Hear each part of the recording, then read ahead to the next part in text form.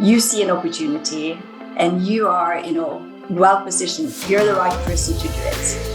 And, when you have like the conviction, then it's easy to be persistent. How do you think you will solve that confidence piece? If you have the knowledge, you also need the confidence to act on that knowledge. If you're convinced and you see that you're convinced, you have a confidence for it, then you can throw yourself into it. Without that confidence, it's going to be very difficult. I'm very excited to be joined by Ingrid. And Ingrid, thank you so much for taking the time. Thank you for having me. It's great to be here. Before diving into investing, etc., can you quickly talk about your upbringing and how you ended up in the doctor field? Yeah, sure, I can do that. I grew up like yourself in north of Norway, in a small town called Bodø, which is a very pretty little place. Well, especially the surroundings are very nice, I would say. And I spent a lot of time in those surroundings. I had horses growing up, so I spent a lot of time riding around in the hills and enjoying the nature. I went into the medical profession. Come from a family with people in that space. So my mother was a GP in Bodø, and my father was a vet.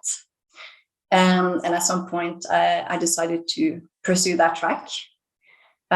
So I studied medicine actually in Germany, in Hanover Medical School.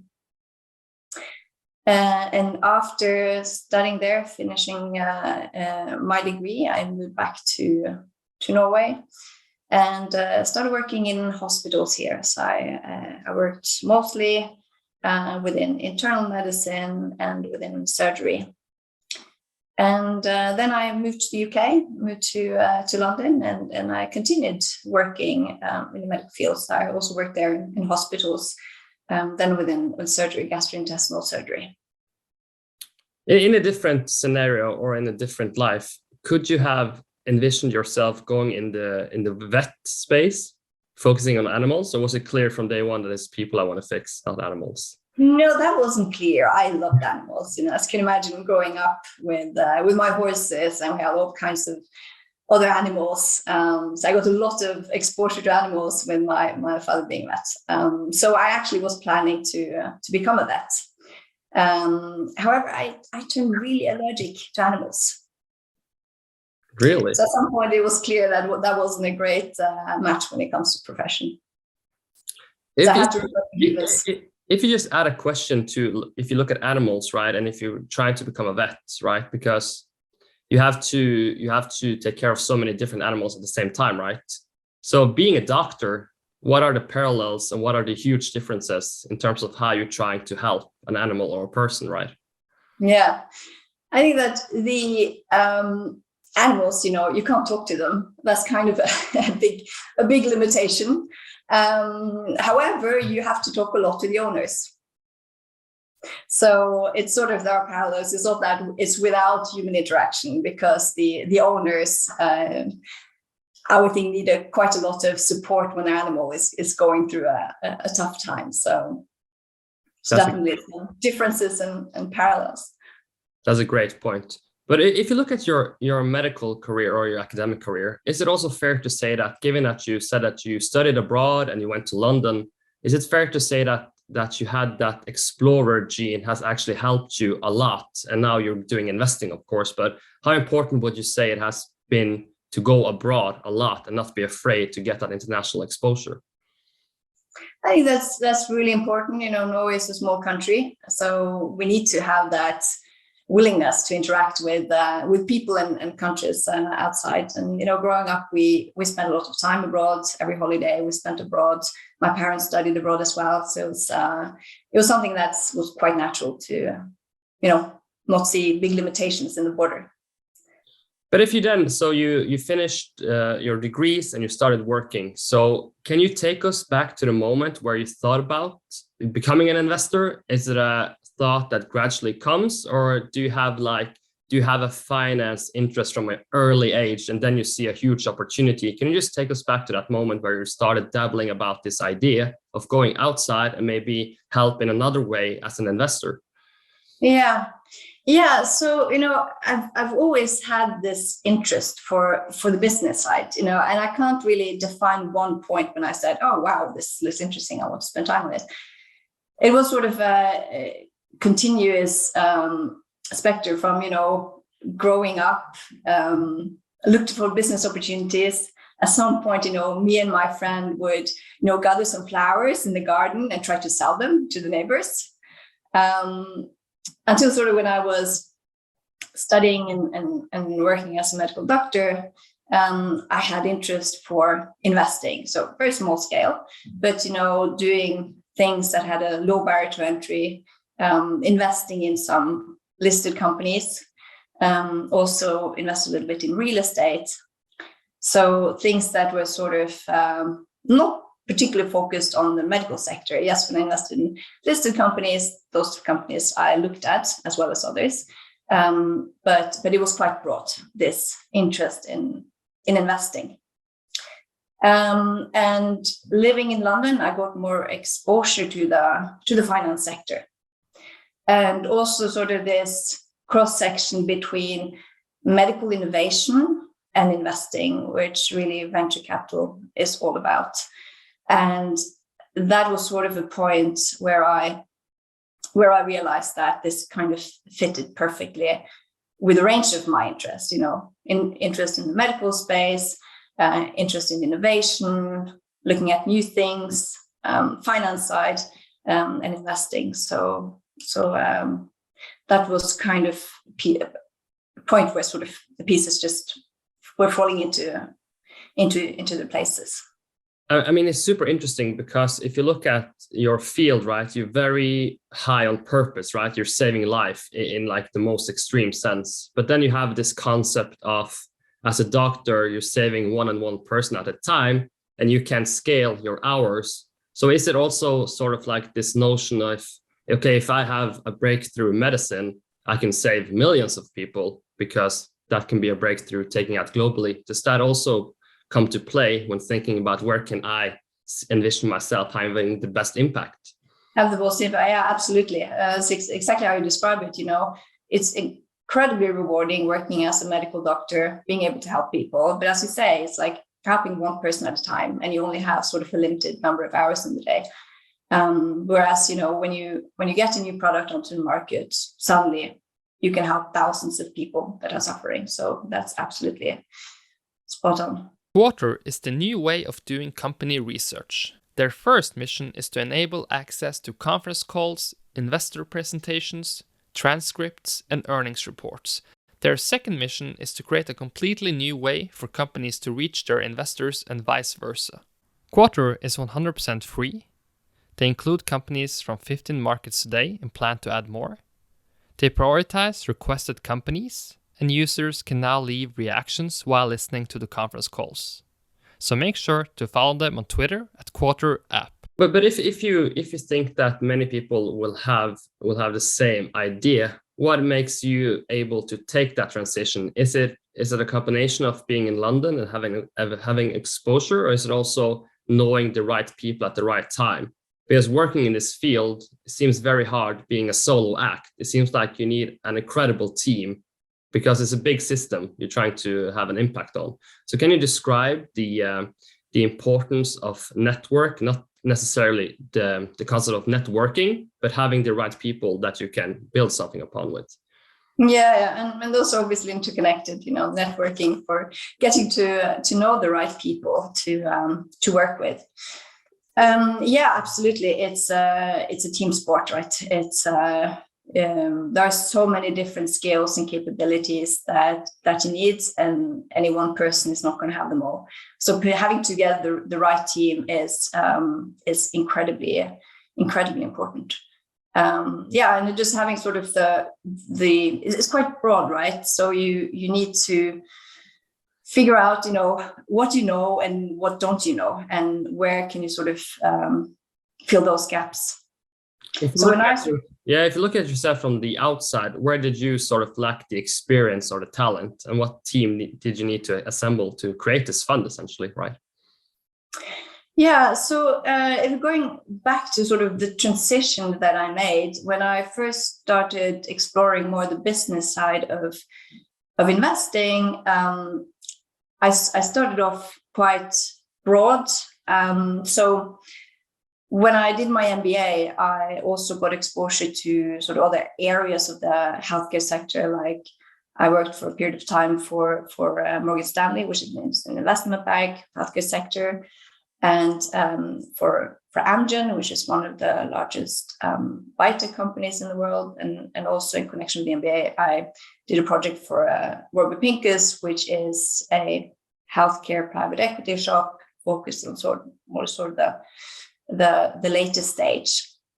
And that got sort of they gave me a quite broad impression of the different players in the healthcare space.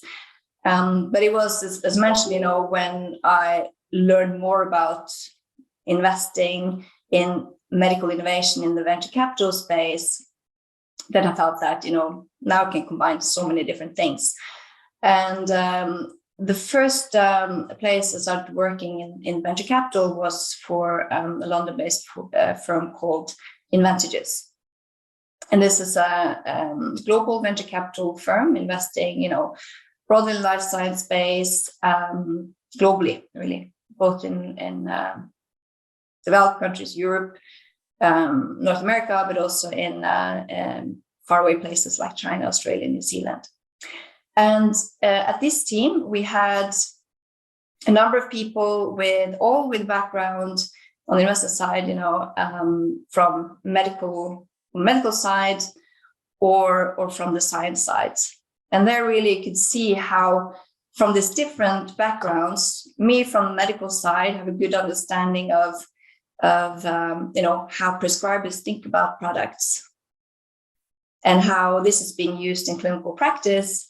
And then the people coming from the more sort of hardcore research and science part have a very good understanding of, the basic principles, the mechanism of action, and how biological systems work, and how, new treatments and new drugs are sort of interacting with the body. So coming from, from the research side and going into development and how things are being used in practice with clinical medicine, that is sort of the space where everything is coming together, and you need people who both have sort of the deep science and people have the clinical understanding.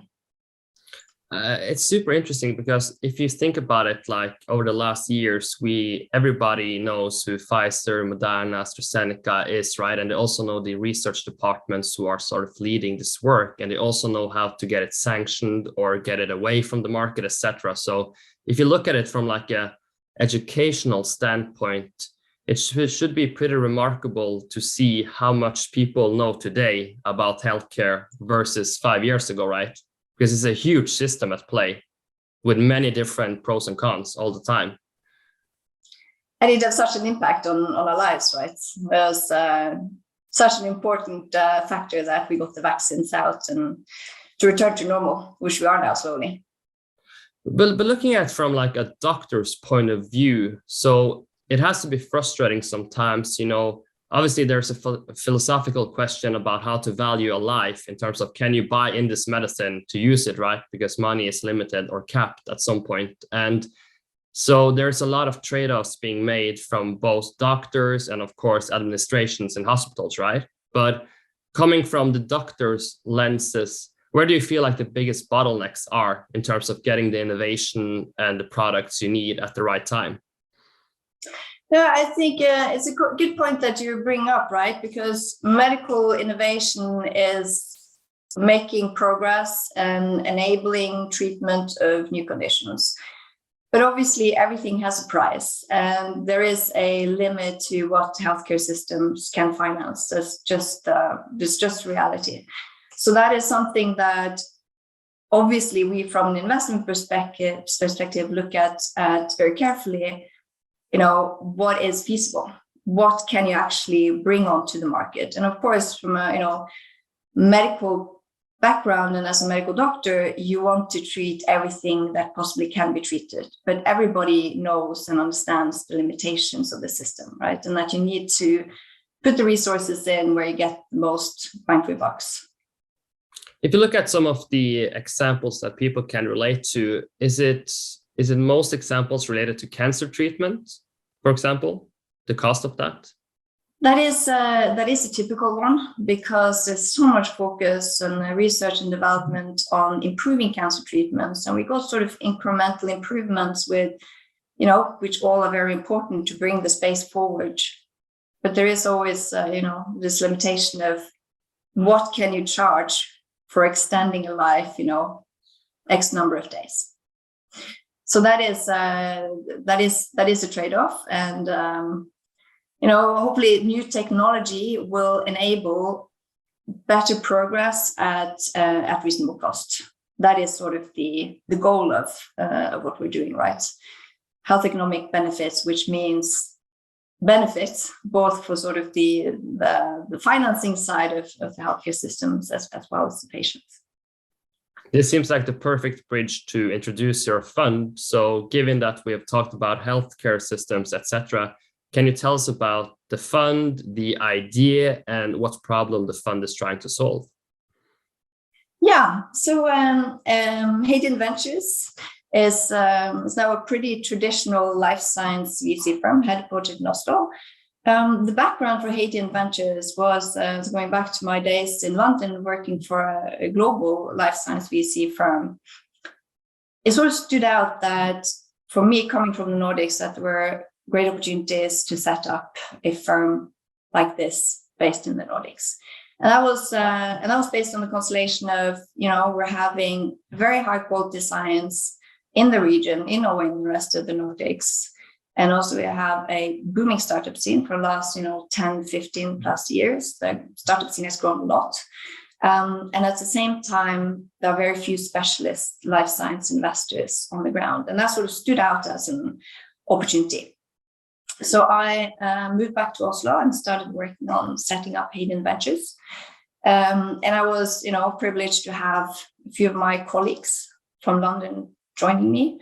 So the senior team now that we've known each other for many years. And, back to what we talked about before, people with complementary backgrounds and skills. So, I have Bill Walter, who's the other managing partner. We have Roger, who's our partner based in Stockholm, running our Stockholm office, and Florian, our operating partner. And we built the team, so we're now 14 people altogether, 10 on the investment side and 4 in the back office. And basically, what we're doing is that we're looking for untapped opportunities in areas of Europe where we see lots of upside and few specialist investors like ourselves focusing. In particular in the Nordic region, where, here in Oslo we have our headquarters, and also we have our Stockholm office. So we spend a lot of time on the Nordics, but not exclusively. We invest across Europe and a little bit outside of Europe as well. That's a perfect intro. So just a quick reflection, because often when I talk to people who actually have managed to start a fund, right? But there has to be many people who want to start a fund that never start a fund because they're not able to either raise the capital, get the right people on board, etc. If you have to build an alternative world where you're trying to set up this fund, what are the roadblocks that actually has a great potential to stop you from getting so far and setting up this fund? Is it the capital side, the people side, or what's the biggest hurdles you have to get over? It's a lot of hurdles.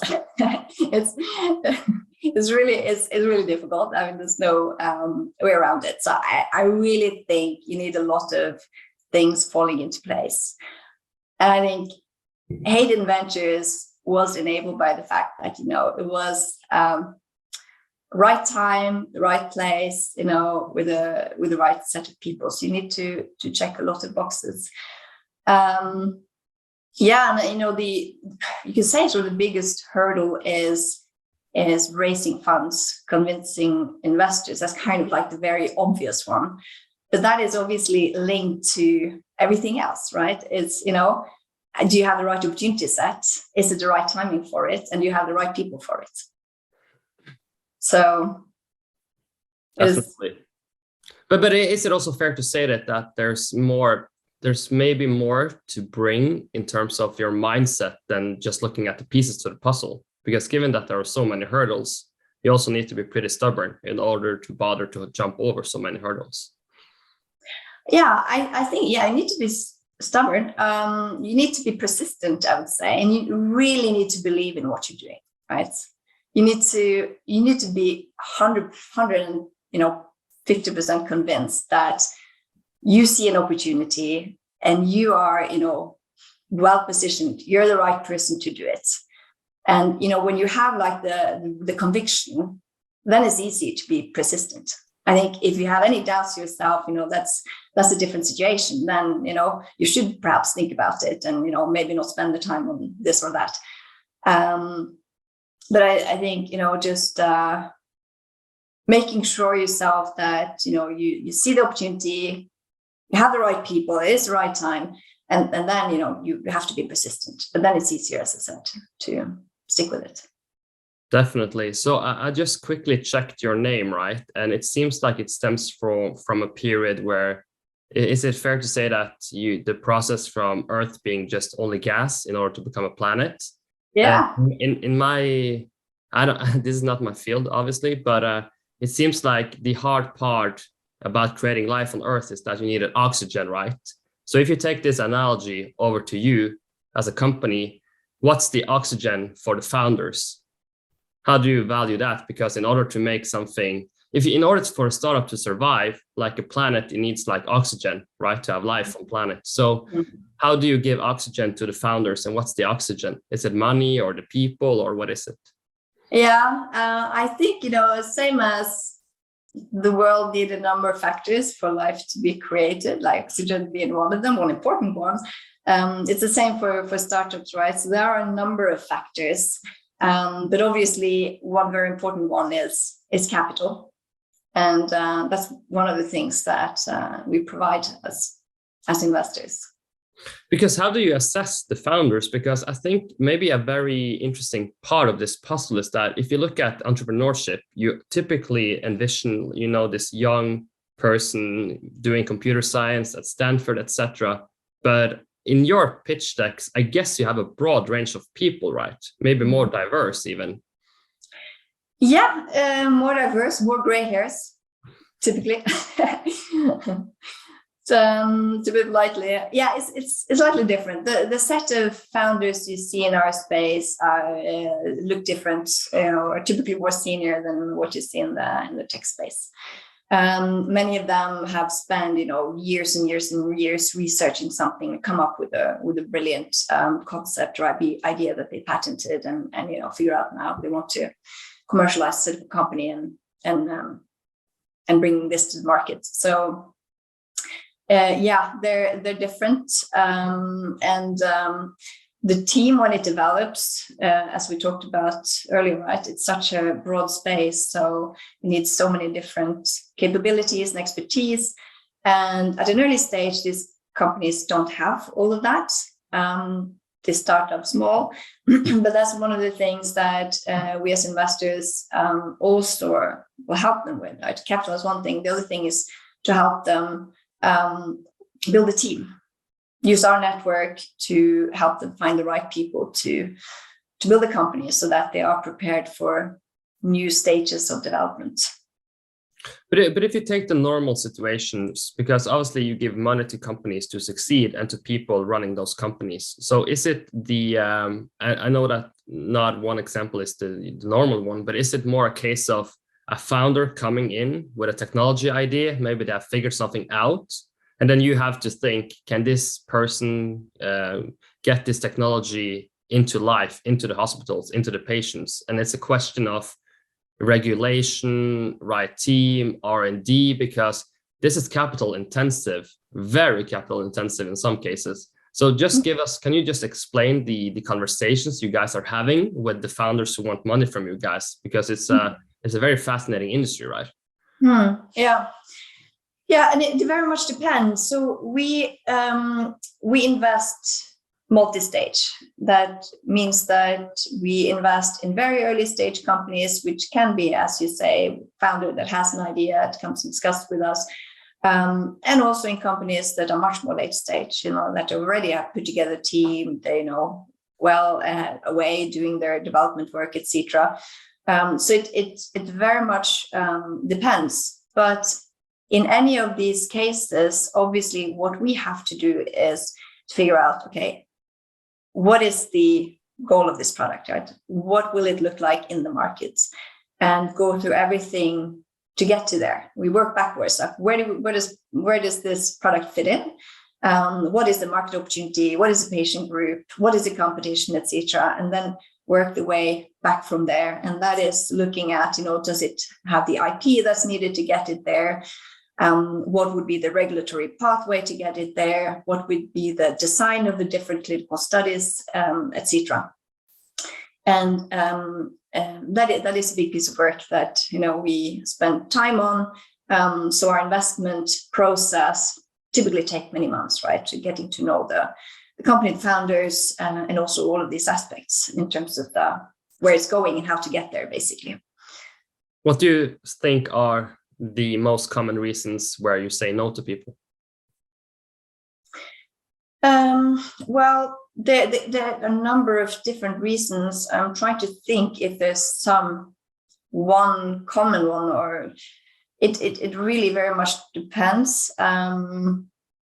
One thing is, do we believe in the market opportunity in terms of, what is the competition out there? Is this really as differentiated as the founder thinks? Sometimes it's more on our side, it's because we as a fund, we need to see a certain timeline before we can exit. And we need to see that the capital requirements, as you just mentioned, are manageable.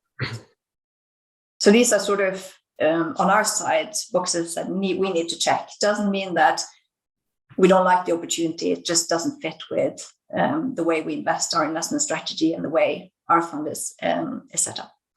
One thing that we often see, actually going back to sort of a common reason, is that it's basically too early. It's sort of too early in the research stage, which means that we see the timelines and are too long for us, and the risk is too high. So we want to see a bit more data. We need the project to mature a little bit before it fits our investment strategy.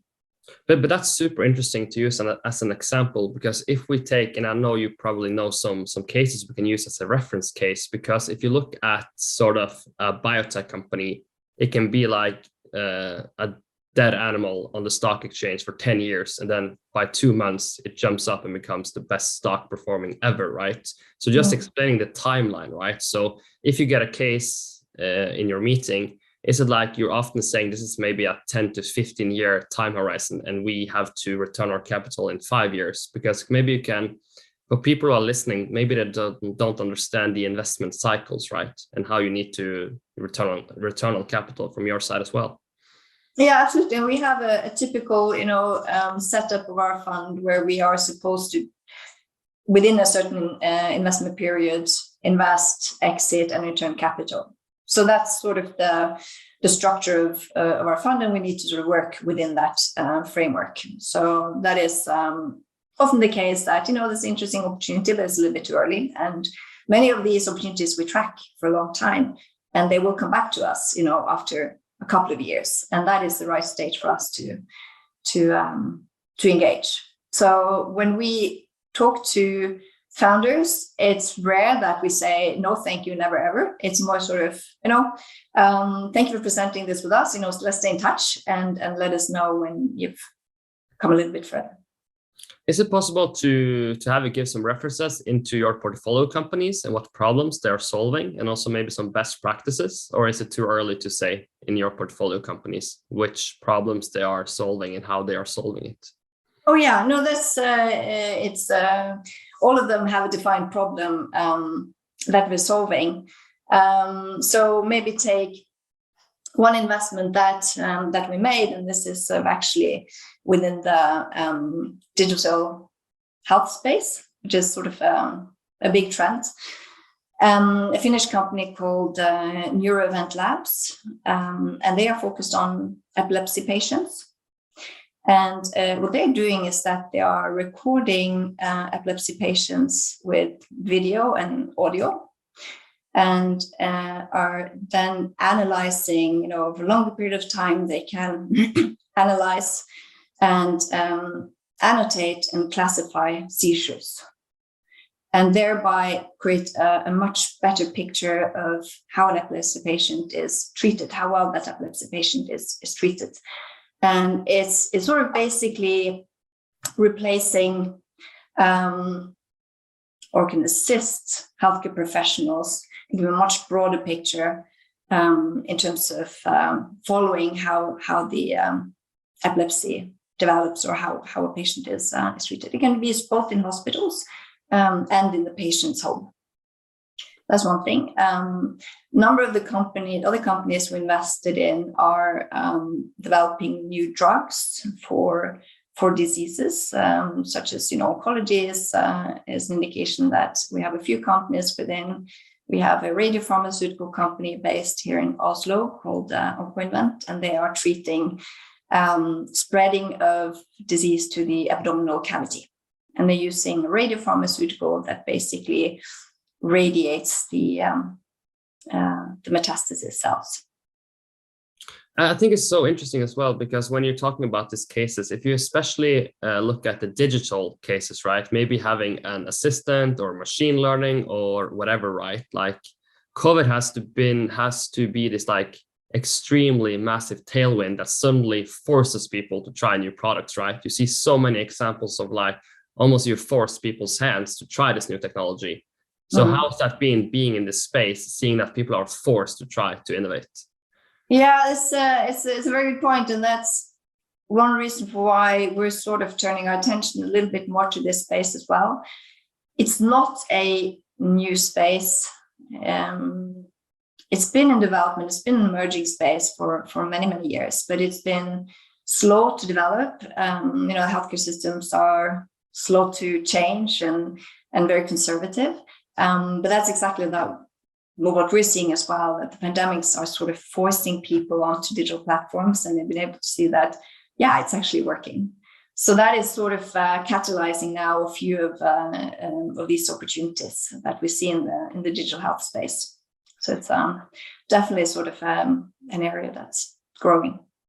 If you had to mention some problems you wish more people try to solve, what are those problems? There are so many brilliant people working on so many problems. So it's rather the other way around. Sometimes we have founders coming in and say, hey, I'm working on this and nobody else is doing it. And, you go and Google a little bit and you say, there's actually quite a few people working on exactly that problem.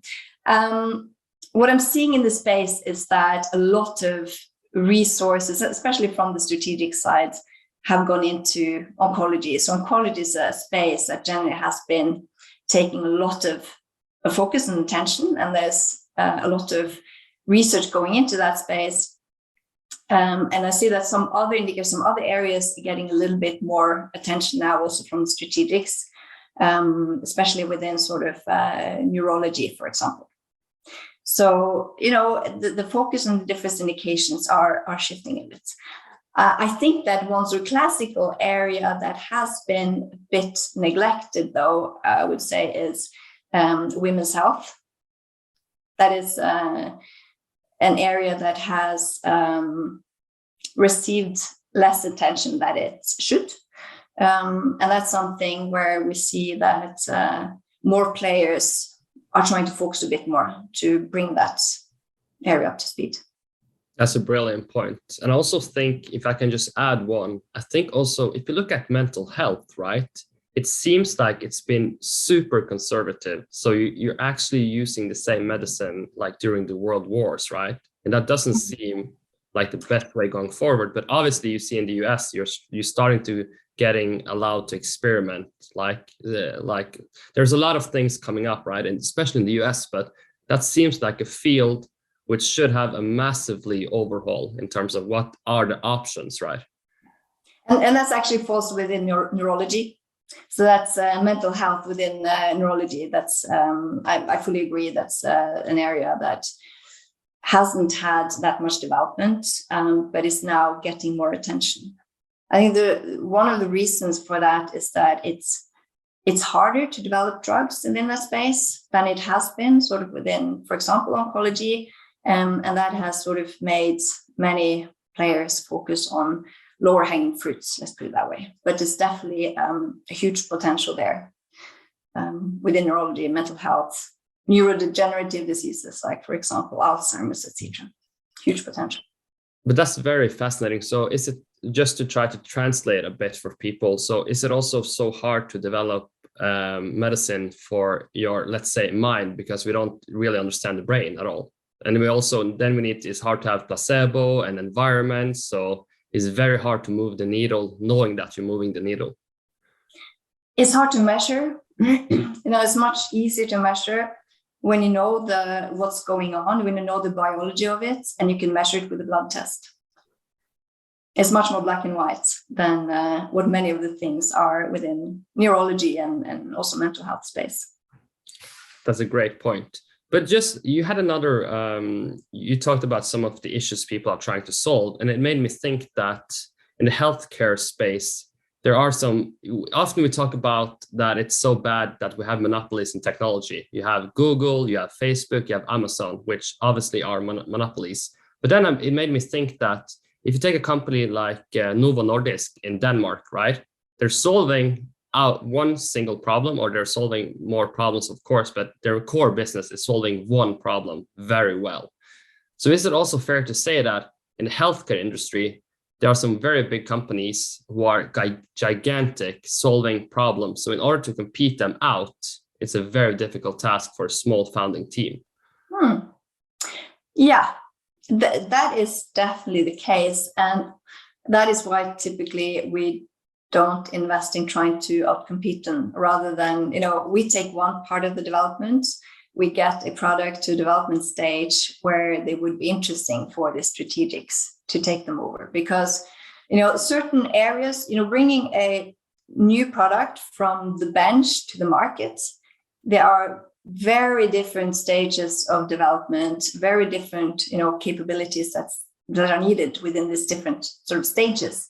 And some parts, like, innovation, changing fast, being flexible and agile, that's in the early stages.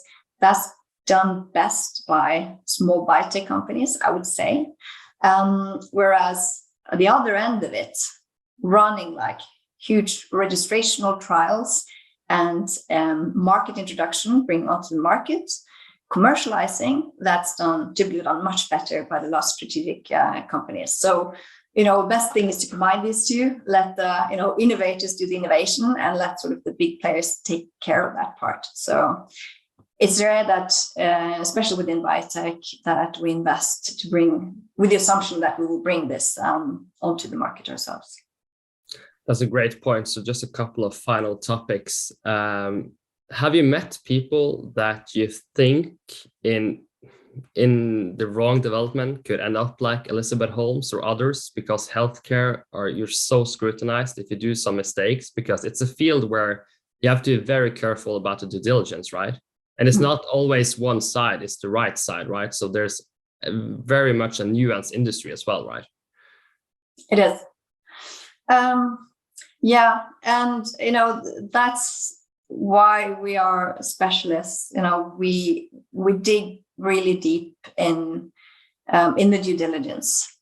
So for us, it's really important to understand, where are they in development? Because obviously the most of the companies to look at will be at an early stage, but to be very clear on what do they have at this point and what don't they have? Like, we need to understand that. Like, one thing is, when you pitch your company, there's a focus on the end product, where you want to go. But for us, it's really important to understand, at this point in time, where are we exactly, and where does the company need to go going forward?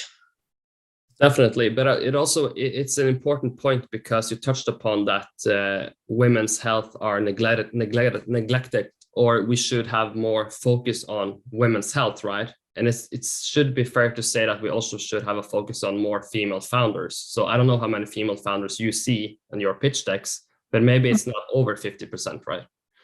It's definitely not over 50%. We do see some, but not enough. One thing that we are doing is that we are very proactive in terms of trying to find those founders, because one thing that we see is that female founders are less aggressive when it comes to chasing investors that male founders are. So male founders are typically very good at knocking on our door and showing us what they have, getting that dialogue started early, which is actually quite useful. We reject obviously many more male founders than female founders as well, because in terms of numbers. But getting that dialogue early is very important, and that's useful for any founder to get feedback on, how does an investor see it? What can they do to get investment next time they come and knock on the door? And female founders, we've seen, are typically not as aggressive doing that. They're very good at preparing, trying to have everything perfect before they come and knock on the door, and sort of miss out on the opportunity on having that early start to the conversation. So we try to be very proactive and find female investors, encourage them to contact us, and be out there and vocal about wanting to see more female founders.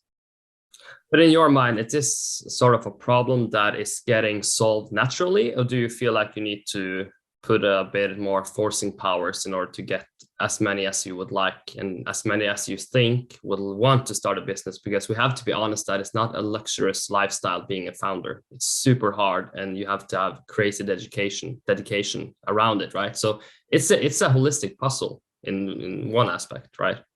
I think it's possible, but you're right. I mean, you have to be a bit more proactive, and we are doing what we can. And one of the things is that to get more female founders and also female founders funded, it's good to have more female investors. And that's one of the things we've been very proactive about, having a balanced investment team, so that we have more people sitting on my side of the table that are women. I think that's quite important. And I think that helps, and more firms are doing that. And the other thing is that we also, when we work with our portfolio companies, we are working quite proactively with them, encouraging them to also think about it in their recruitment processes, so that they get the best candidates, whether they are male or female, and not sort of the easiest, obvious male candidates. And when we get better balance in the startup companies, you have more women getting experience, and also then more likely to at some point start their own companies. If you're just trying to sort of have some final reflections on the conversation, so I guess many people call you for advice, they feel inspired, they want to start a new fund or start a new company. Do you generalize some advice, or do you always have to answer them specifically, knowing what the person really is like and what they want in life? Or do you have any principles that you think you're taking advantage of and that you also can bring on to the next generation? Yeah, I think going back to what we talked about earlier, being a founder, and whether you're a founder of a new fund or a new company, I think the same principle applies, that you need to yourself be very convinced about the potential of the opportunity that you see. Potential of the opportunity, and then you have to be convinced about yourself and your team. Why do you have an unfair advantage of leveraging this opportunity? And that could be different things, right? It could be that, if it's a startup company, maybe an invention that's been patented, or, if it's a new business opportunity, you see it before everybody else and thereby have a head start. There are different things for why you in this opportunity can leverage this opportunity better than anybody else. But seeing that opportunity, why you, and the right timing of it, and when you're like 100% convinced yourself, then you can really just, put all your attention and dedication and, just stick with it, be persistent. How do you think, that's a perfect ending, but just to add on, how do you think you will solve that confidence piece? Because maybe that's the hardest piece to solve. If you have the knowledge, you also need the confidence to act on that knowledge. I think you need it. if you don't, it's going to be very hard, you know. So I think if you're convinced and you see that you're convinced, you have the confidence for it, then you can throw yourself into it. Without that confidence, you know, it's going to be very difficult. While sticking with it and convincing others, you know, you need to convince others, and whether it's, you know, getting people, the best people to join your team, investors, etc.